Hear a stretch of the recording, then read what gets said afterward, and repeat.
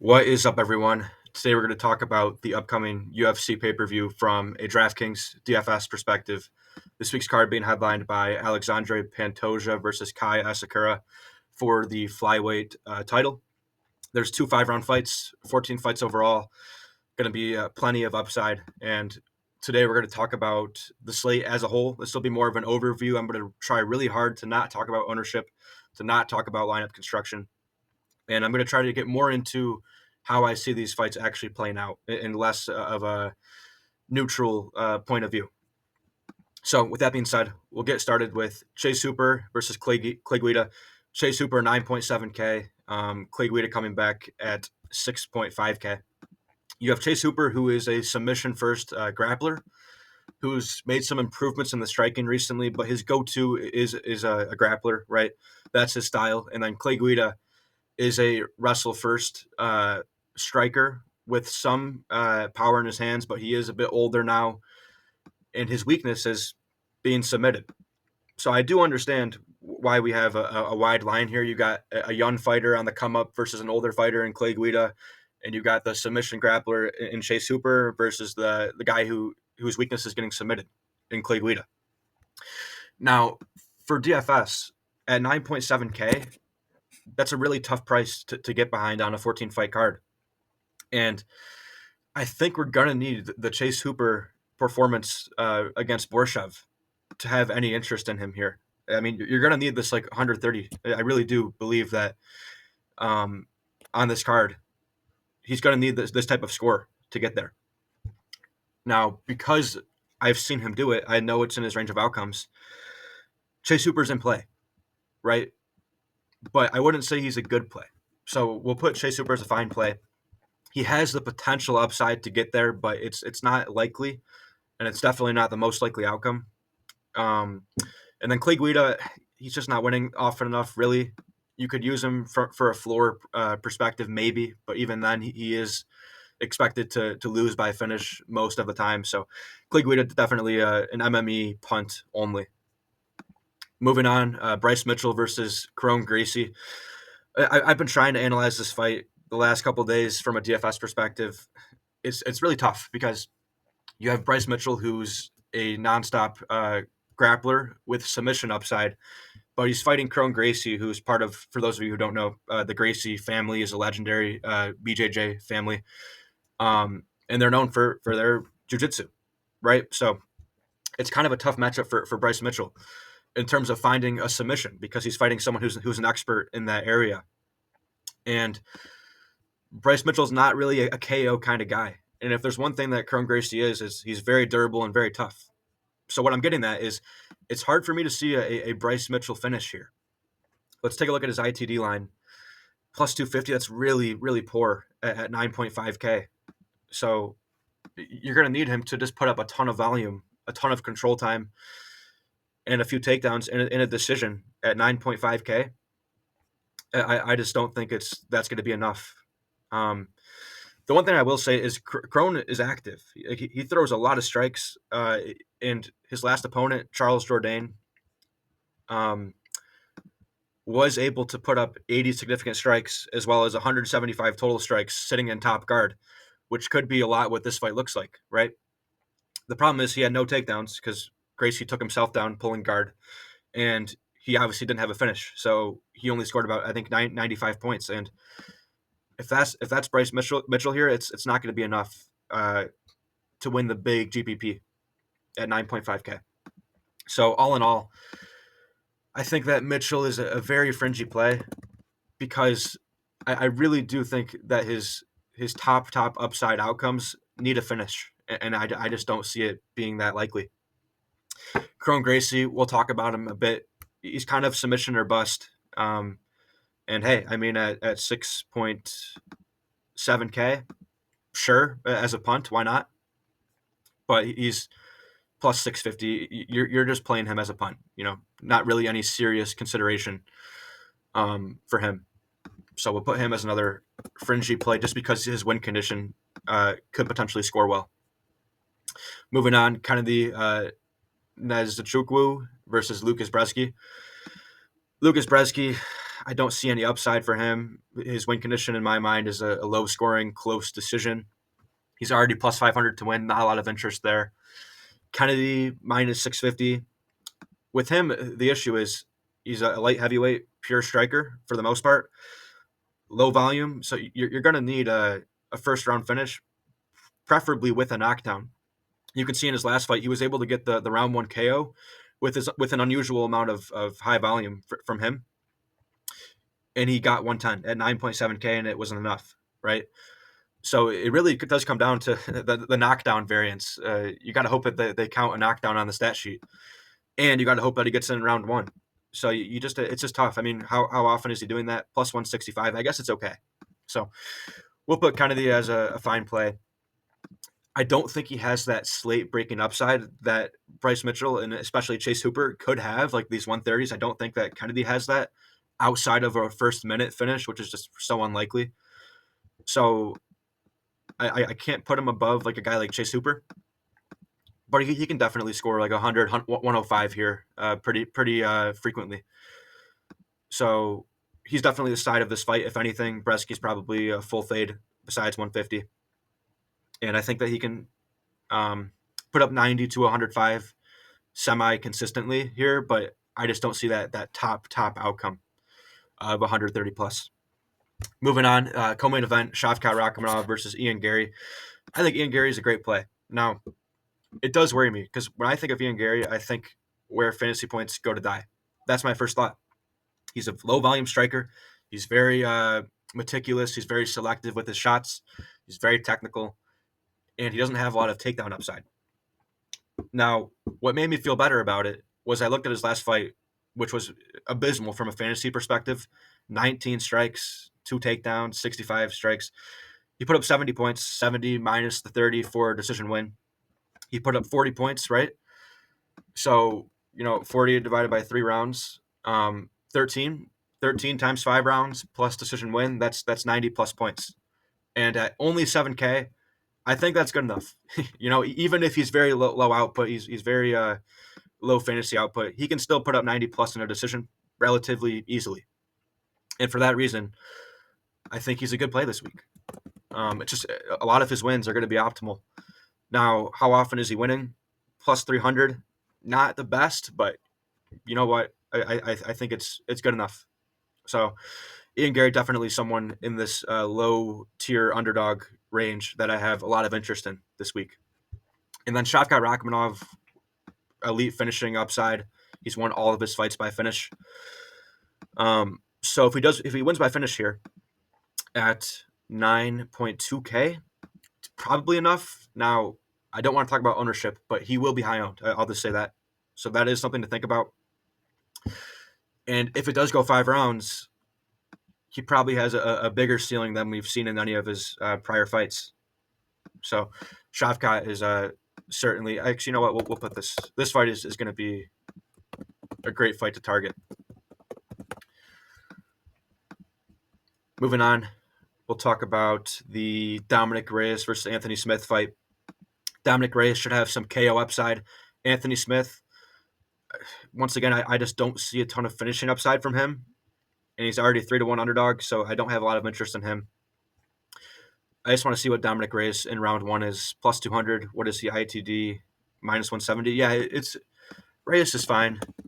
What's his price? 9.1K. Yeah, at 9.1K, you get a round 1, round 2 KO, put up 95, 100 points. That could be good enough. So we'll put Reyes as a good play here, and Smith is probably MME only. Moving on, Cyril Gane, Alexander Volkov. This fight I just don't see it going anywhere. You have both guys who are pretty much pure kickboxers. If anyone has a touch of takedown upside, it's going to be Volkov, but he's not a wrestler, and I just don't see him going that route in this fight. So you have over 2.5 round line, heavily juiced. I just don't see it for Cyril Gane at 9K. He's going to need a knockout, plus 700 in round 1, plus 300 ITD. It's just really not good.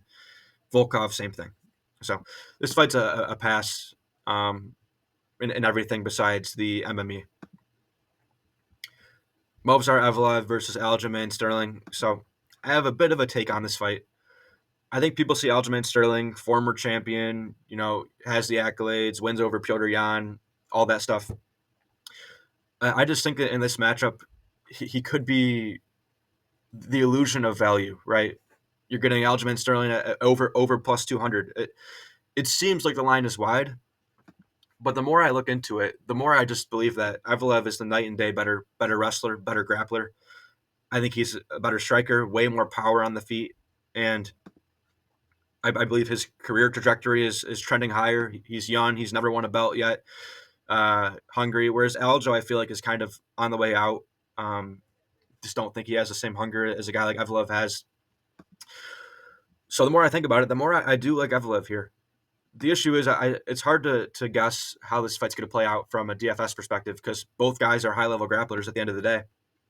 Could it be a kickboxing match? Sure. Could it be a mix of grappling and each guy only gets a 1 to 2 takedowns? Sure. Could one guy dominate the grappling? Sure. I'd be very shocked if it was Sterling, but it could happen.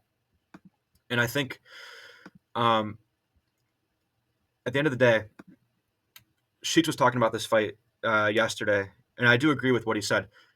If Aljamain wins this fight, again, I don't think he does, but if he does, it's going to have to be because he found some grappling success. Now, again, I don't think he does, but from a DFS perspective, that's kind of all I need to worry about is if he does win, it's going to have to score.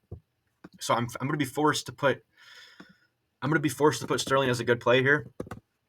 And I'm probably going to be forced to put Evloev as a fringy play.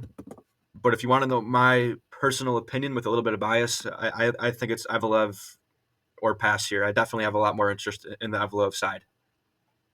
Moving on, Alexandre Pantoja versus Kai Asakura. Pantoja has the highest upside on the slate. Pretty much every slate he's on, 143. It's just you give this guy 5 rounds to work with, grappling, pace, strikes, control time, everything. He's easily the best play on the slate. And that's pretty much that.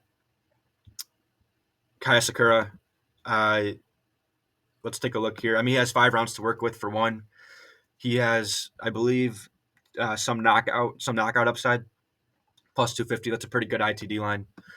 I like both sides of this thing. Slight preference towards the Pantoja side, but both sides are going to be an elite target this week. Moving on, Brian Battle, Randy Brown. I don't know if it's just me, but every time I look at a Brian Battle fight, I feel like he doesn't have a lot of finishing upside, and he keeps finding finishes. So, maybe that's just me being wrong about him as a fighter, but I feel as though he's had a bit of a good run when it comes to finding these knockouts. And I think that if he doesn't find knockouts, he generally does not put up high fantasy points. He just keeps finding finishes at the end of the day, right? So what do I know? Let's take a look at the ITD line here. Plus 110. That's pretty good. So 8.7K. Yeah, we'll call Brian Battle a fine play here. Maybe I'm just continuing to underestimate his finishing ability. Randy Brown, I don't have any faith in his finishing ability. I do think this line might be a bit wide for what it's worth, but Randy Brown is not a high fantasy output guy. So for DFS, it's just really a tough play to get behind. So probably a fade unless you're playing MME on the Randy Brown side. Moving on, we have Themba Gorimbo, Vicente Luque. Luque is probably your guy for the fantasy perspective of this fight. Finishing ability, where is it? Here it is. Luque, moderate underdog, small underdog. Finishing ability, potential knockout ability, plus 200 ITD. That's pretty good. Luque, I think, is the preferred side here. Themba, I just don't see the finishing upside. Now, Themba does have takedown upside. I guess he does. Yeah, 7.5. I guess I have to include Themba as a fringy play here. But Luque is the preferred side. Next up, Joshua Van, Cody Durden. Cody Durden, I think, is a great play. Wrestling upside, pace, sneaky power in his hands. I think he's a great play here at 7.7K. And then, where is he? Joshua Van, volume upside, some knockout upside. He doesn't really have the takedown upside, though. So I need to see what his ITD line is here. 135. It's not bad. That's not bad. I think that. Yeah, we'll put him. Joshua Van's a good play. Definitely prefer Cody Durden, though. Moving on. Nate Landwehr, Choi. So this is the fight. It rates to be an all-out war. Nate Landwehr comes forward, aggressive, gets hit. He's always in a fun fight. He's always in a war, and that typically is very strong for DFS. And you have Choi, who knocks out a lot of guys as well. You see most of his wins are by knockout. So I think both sides of this are very good targets this week. No real preference to either side. The finishing lines, I imagine, will look good. Yeah, this fight's a great fight to target. Moving on, Max Griffin, Michael Chiesa. Michael Chiesa has the takedown and grappling upside here. He's taken a bit of money, actually, so he's now the favorite at a slight underdog price of 7.9K. So Chiesa, for that reason, grappling upside plus a bit of line value, he's a good play. Max Griffin, I wish the finishing upside was a bit better than this. I think that he's in play, but it's a very fringy play. You need him to finish to get there, and it's just not looking that likely. Last but not least, Eric Anders, Chris Weidman. This fight's a fade. The metrics don't look good. You have Chris Weidman with a bit of takedown upside, but it's not really the kind you want. It's not that high volume of strikes. It's more so just a takedown here and there. And then Eric Anders, low volume striker with a bad ITD line. The one thing I'll say about this fight, again, I don't want to talk about ownership too much, but if there's one guy that I think can win you the entire thing solo from this fight, it would be Eric Anders with a round 1 KO.